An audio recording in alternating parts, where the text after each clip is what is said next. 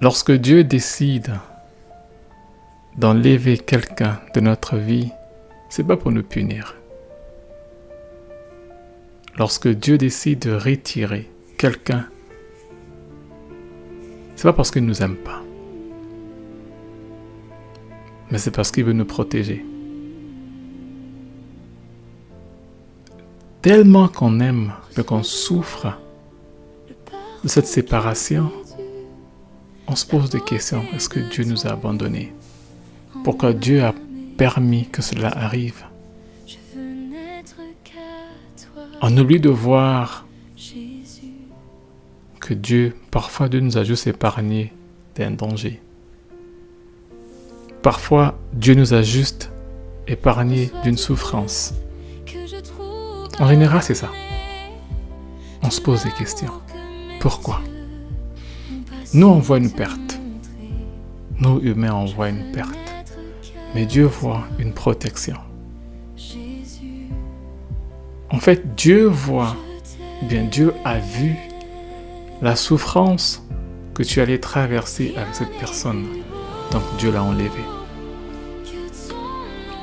Dieu voit la misère que tu devais traverser, les pleurs, les nuits blanches,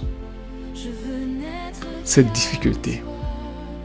En fait, certaines relations apportent douleur, confusion, épuisement et parfois nous éloignent de Dieu. Pour ne pas que cela arrive, Dieu prend le devant et préfère retirer cette personne ou te retirer de cette personne. Juste parce qu'il t'aime. Voilà pourquoi il t'éloigne.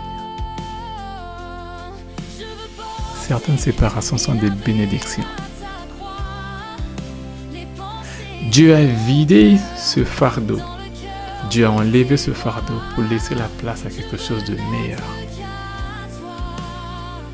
Donc si maintenant tu traverses un moment difficile parce que tu t'es séparé de ton ou ta partenaire et que c'est difficile, je te dis prends courage. Oui, je sais que c'est difficile. Beaucoup d'entre nous sont passés par là. C'est difficile de pouvoir traverser.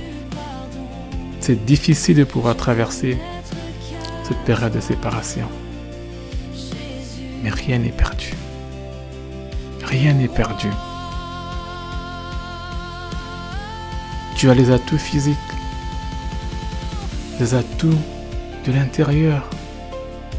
Tu as tout ce qu'il faut pour te remettre avec quelqu'un. Et si Dieu a enlevé quelqu'un, il remplacera forcément. Tu ne peux pas te vider sans pourtant remplacer. Non. Généralement, nous vidons nos récipients pour recevoir encore quelque chose d'autre. Donc, s'il a pu te séparer de quelqu'un, c'est qu'il a vidé pour que la bonne personne vienne.